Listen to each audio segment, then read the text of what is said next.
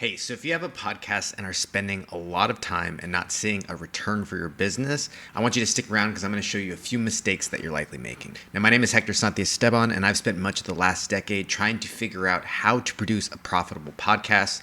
And over that time, I've published thousands of episodes that have been downloaded millions of times, and most importantly, have led to millions of dollars in revenue. And I've been able to help brand new shows generate revenue right out of the gate, and I've also seen a lot of things that have held a lot of shows back. Now, if you want to skip through this and just get help from me and my team, you can go to amplifymedia.com/profit and sign up for a free profitability session. Now, the big problem is that a lot of businesses start a podcast and they think that the traditional model or the usual model that they see all the other big podcasts do is going to work for them or actually going to drive revenue for them. And that couldn't actually be farther from the truth.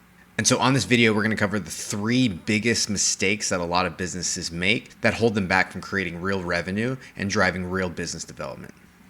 Okay, so let's get into the three mistakes that most businesses make. The first is that they don't position themselves correctly. The second is that they're promoting it in the wrong place. And the third is that they haven't picked a clear profit path.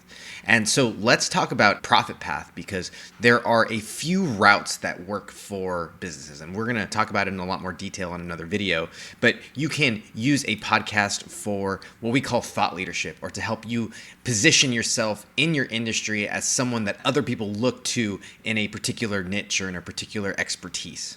You might also utilize a podcast to do direct business and sales development. These are called account-based podcasts or account-based media. And basically what it does is it allows you to interview and get in front of ideal prospects and ideal clients. And of course, there are people that treat it sort of like a timeshare, and I wouldn't encourage you to do that. But there are ways that you can create a really great experience for your guests and open the door for a lot of opportunities and a lot of partnerships because of the podcast and the conversations that you are having. And so that is another path.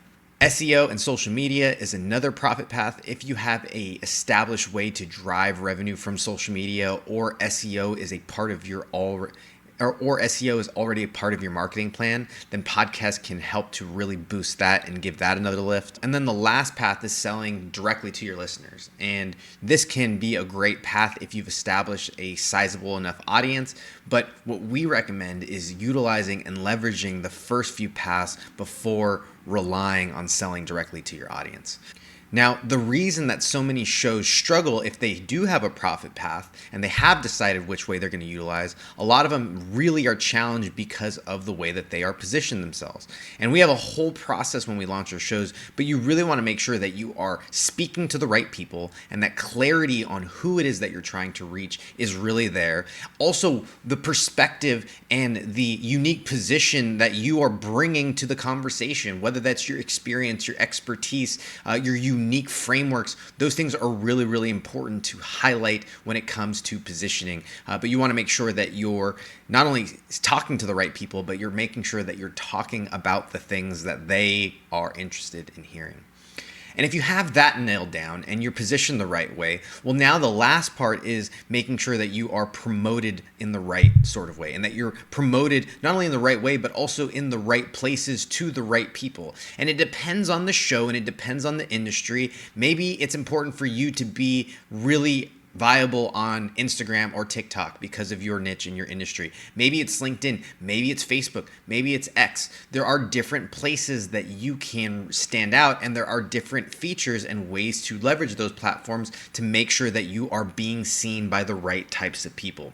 But when you have these three things, when you've figured out the route that you are going to leverage and utilize, and you've figured out what your profit path is, and you are positioned correctly, well, you don't need it to get in front of very many people, especially when you have a business or a product or a service that serves people in a high value capacity, right? In a way that is really doesn't require you to generate hundreds or thousands of clients from the podcast. Of course, if you sell a product or a widget that is lower priced, this strategy might not be the best for you. But if you are a service provider, if you are a business, a consultant, someone who relies on creating and establishing trust with their clients, then this is an absolute fantastic route and a great method for you to be able to reach those people and develop that trust at scale without having to necessarily shake their hands and be on one-on-one calls with all of them.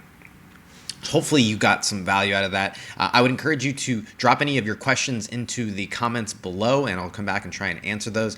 And again, if you want to sit down with me or my team, you can go to amplifymedia.com/profit and schedule your free session there.